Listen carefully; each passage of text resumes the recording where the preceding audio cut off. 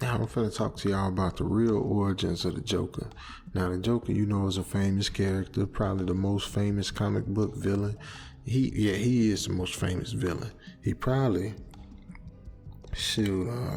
if I had to pick famous comic book characters, I'ma say Batman, Joker, and probably it might be, I don't know for a fact because I ain't that much into comics, but I know everybody in the world know who Batman is and everybody know who the Joker is, and they is like the perfect like villains and perfect little, what's it called when two people beefing with each other, like they the perfect little got the perfect rivalry because Batman dark and angry, and Joker is like bright and happy. So and then but Batman's the good guy, but he looked like the bad guy. Joker's the bad guy, but he looked like just a happy clown, man. So it's just like the perfect little mix up or whatever. Now the Joker story come from an old black man back in the early 1900s up to the 30s when he was finally arrested.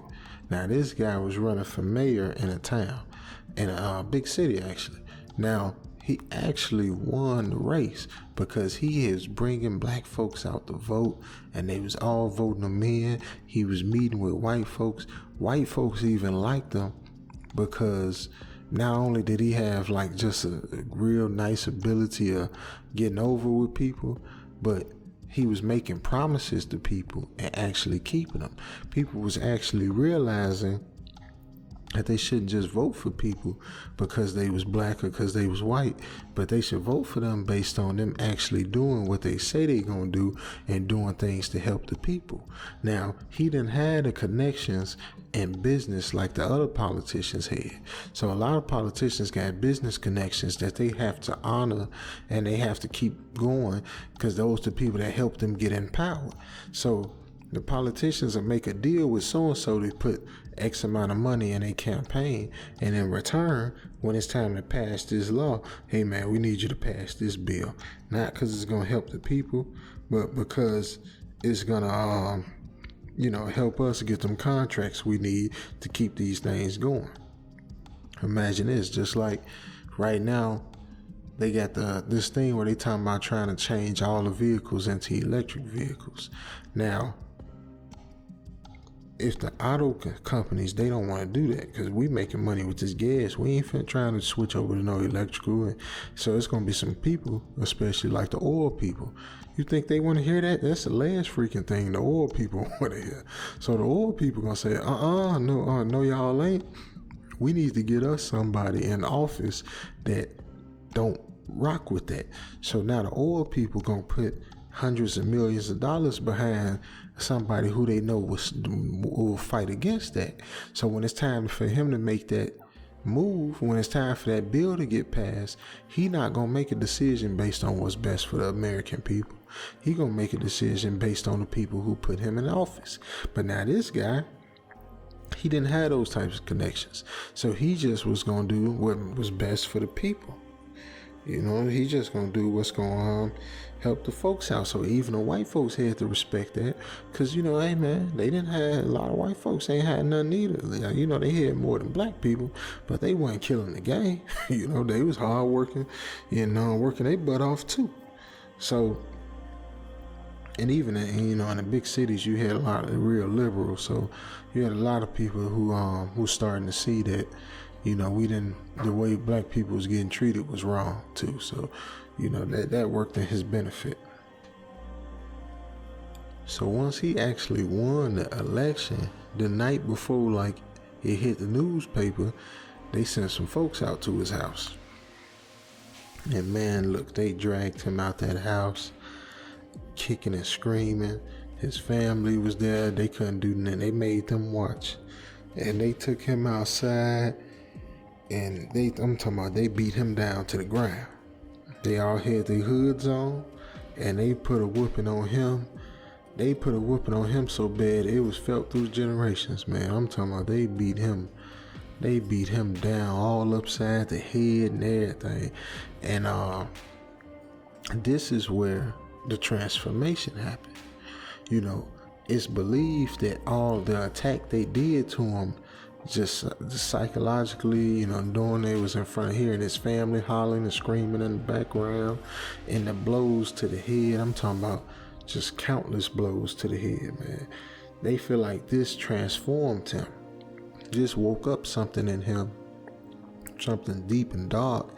And some people say that we all got a dark side in us. It's just we never get pushed to the like that. That's the character. That's the whole theme of the Joker in a lot of the movies. Is that, hey, I was regular just like you until XYZ happened, and then when XYZ happened, that's when I got crazy, and you would be crazy too if XYZ happened. We just ain't your XYZ just ain't happened yet, but it will. That's kind of how the Joker rock. So his main thing with Batman is to get Batman to take him out, to take the Joker out. So if he can get Batman to take him out, now he can prove to everybody, and especially to Batman himself, see, I told you, you just like me, you just hadn't been pushed that far. So this guy, this was his moment. After he healed up from this, matter of fact, he didn't even all the way heal up. After he took that beating, they say he was up walking around the same night. He was bandaged up, he was hobbling around, but he got up and looked out the window and took a piece of paper and they said without even really looking at the paper, just kind of, because everything was so swole up, he started writing down the names. Now, they didn't know what he was thinking when he wrote this thing down, if he was even thinking.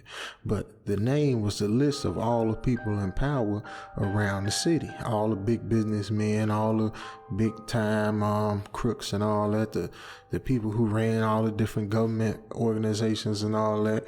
He was writing their names down, making a hit list. So he was here. So that first night, now they say after that he went on and slept for about a month to get himself healed up. But that first night, they say he got up, they don't know how he did it, and wrote all them names down and kept it next to him on the bed. Said when he woke up, the first thing he asked for was where his list was at. Now, once he healed up his family, he put them away somewhere. Nobody knows where he sent them to, or if he, don't nobody really kind of know. They just know they didn't see his family, his wife and his kids no more. So it's believed that he told them he was going on a one-way mission, a one-way trip. So he didn't want them to go with him. He didn't want them to get dragged into it. He didn't want them to see what he had to, do. Now, I think that he's had that conversation with the wife, and they just told the kids that he passed on. That's what I think most likely happened. Because I don't think he could have faced his kids, and I don't think he wanted to put them through that. I think he probably just told his wife what was up, and he probably told her, if I make it through this, I'll find you. If I don't, then, move on. But he didn't care about his life no more, and he sure didn't care about the ones who hurt him. And he wasn't going to stop until he got every single one of them. And that's exactly what he started doing. Now, he wanted to break them down piece by piece. He didn't want to just bust up through the front door, grab somebody, and they end up pulling a pistol on him and popping him, and he ain't getting his mission done. He wanted to take that whole infrastructure, the whole criminal network down, one by one, piece by piece, little by little, brick by brick. So he started burning down their businesses. He started burning up their cars, their delivery vans, they whatever. It was a fruit stand that they, whatever belonged to them, a newspaper stand. It didn't matter. Whatever belonged to the big dogs, he started burning it.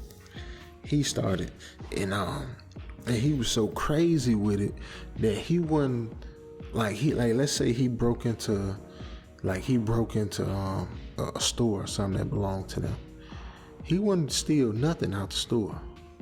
He wouldn't take nothing. He'd go in the store and burn every freaking thing, man, and wouldn't even take the money out the cash register. It was blowing their mind because they like, man, okay, I understand if it's like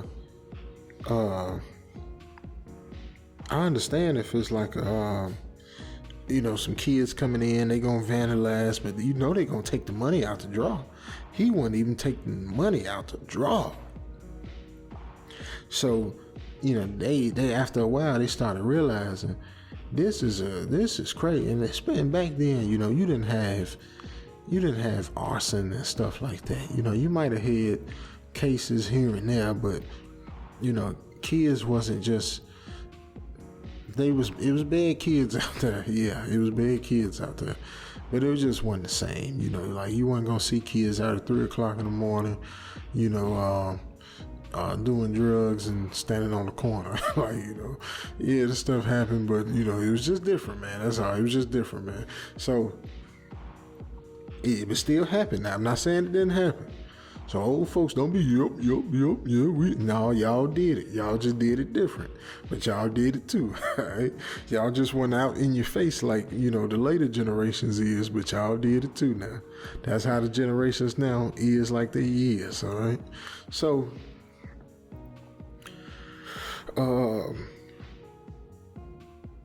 now he just like, at this point, they starting to realize like we in trouble. So now you started seeing the different big business owners try to put security and night watchmen out, and it didn't help because now they night people either ended up gone or knocked unconscious, and he still was doing what he needed to do. Now they was like, it gotta be a group of people. There's no way, it gotta be a group of people. And who would this group be? Why would they be doing all this? And they realized that it wasn't the little small time businesses getting hurt. They realized that every business getting hurt was tracked to, the bigger companies. So like, just for example, like, he wasn't hurting some little, like, let's say in our neighborhoods, we got barbershops, if you stay in the hood, they probably black owned, he ain't going after nothing like that. But we also got Walmarts. He was going after the Walmarts and the Krogers and the big places, the big, like, corporate owned type places, not the little mom and pop shops. He wasn't burning down Big Boys Burgers, only they've been on the corner for, 40 years. He was going after McDonald's. He was going after the big boys. So, not big boys and big boy burgers, but big boys and people in power. But anyway, he was going after the folks in power. And he was tearing they junk up. And they couldn't even fix it fast enough. Like, if you was a, matter of fact, it was so bad. It was so much damage they was trying to get fixed that you had black contractors doing work for white folks. And there wasn't something that happened. If they was working for a white contractor up under him, you'll see that. But they was actually going to black people, bringing them in because they was trying to get their stuff fixed up so they could open up shop again because they was losing money. And he was getting that stuff, man, it was crazy. Then the insurance companies was dropping them.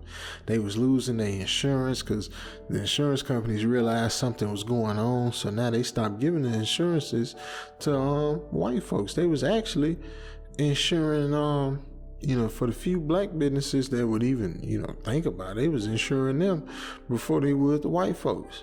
Because since they couldn't make no money with the white folks, they went to the black people, started giving them insurance policies just so they can get some money coming in. So his plan was coming along. Now the newspapers, somebody went and put a message out into the paper, and it said that to whoever this criminal is that's running the streets, we have a message for you.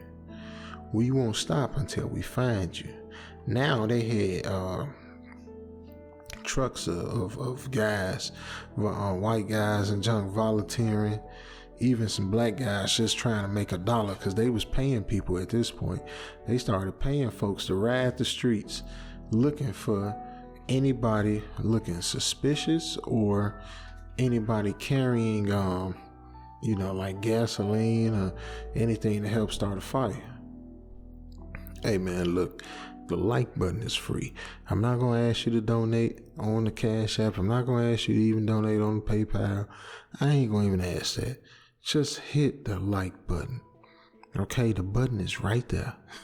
Just touch it with your finger if you're on the phone.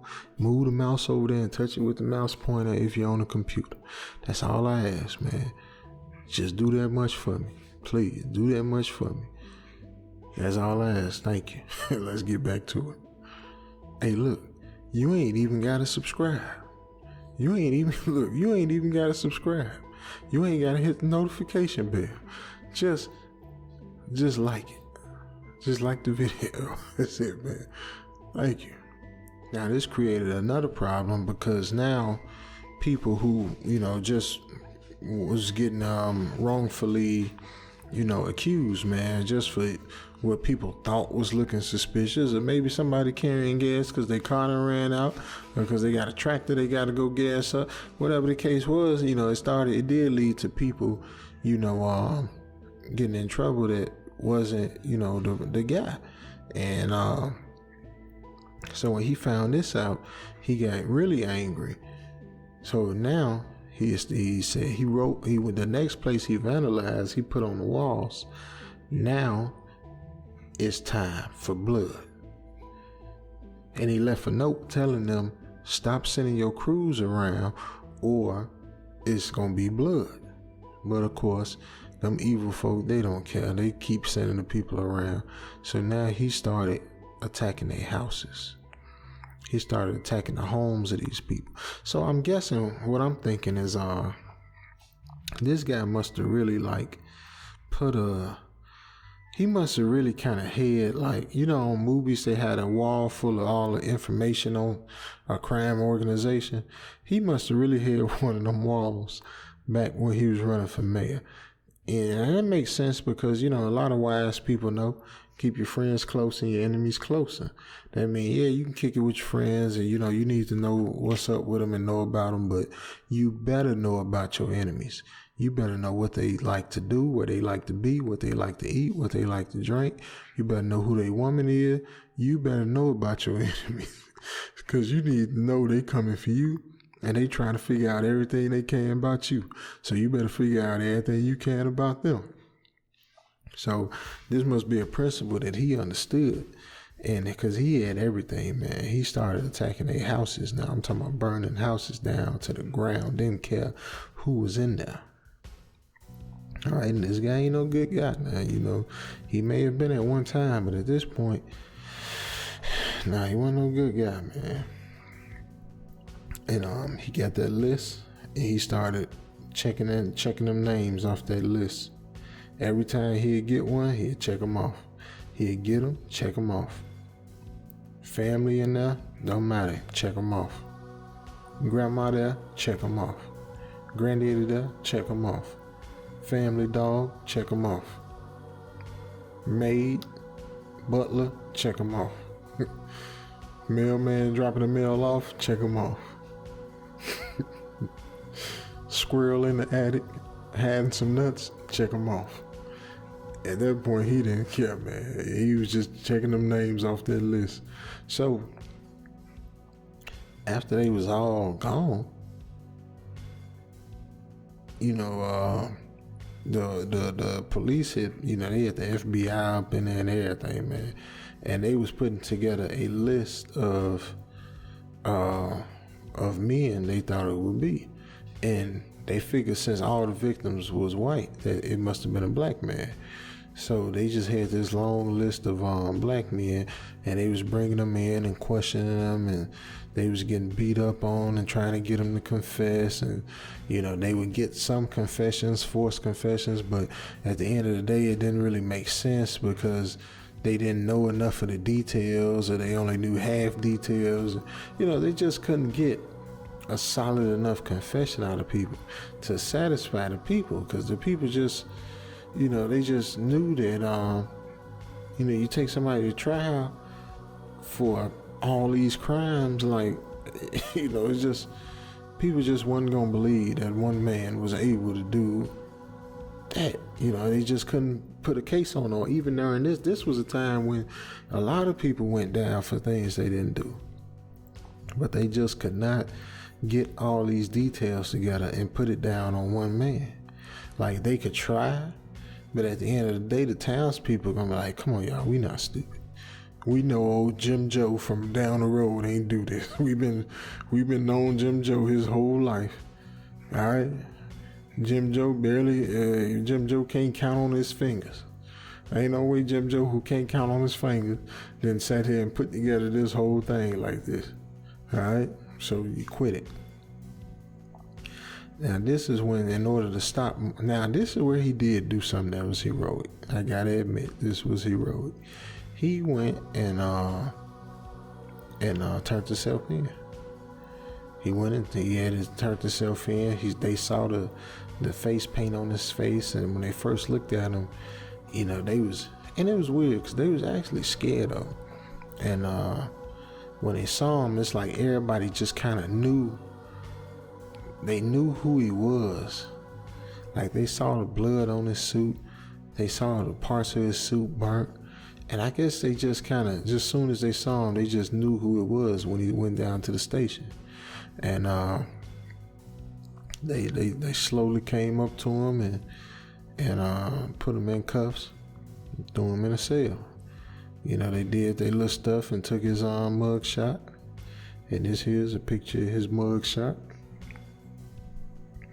And he had a case. And in his case, they went over all the different things he did. And he got, man, like, life sentences ain't the word for it. I'm talking about, he got enough. Look, he had some time. I'm sure it's probably one of the most, probably one of the records for years of prison, sentenced to somebody. But they sentenced him to go up in that chair. They sentenced to put him in that chair. And when they put him in chair, they had the preacher man come through and pray with him and ask him if he wanted to ask God for forgiveness. And he looked at the preacher and wouldn't say a word. He just stared at him. And the preacher eventually, I guess, just said a little prayer and got up out of there. But when they put him in that chair, they asked him if he had any last words. And the preacher came to him again and said, hey, God forgives all. Anybody who truly repent, who truly, change and walk away from their old ways, God will forgive you. And still, he wouldn't say nothing. And then they put that chair, they put him in that chair, strapped him down and all that. And they said, any last words? He said to them, you may kill the man, but you can't never bury the truth, for it lives on the hearts of those that you didn't oppress. My legacy will haunt your corrupt souls long after my body is gone. And all it took for y'all to reach y'all demise was just a little push to the wrong man's back.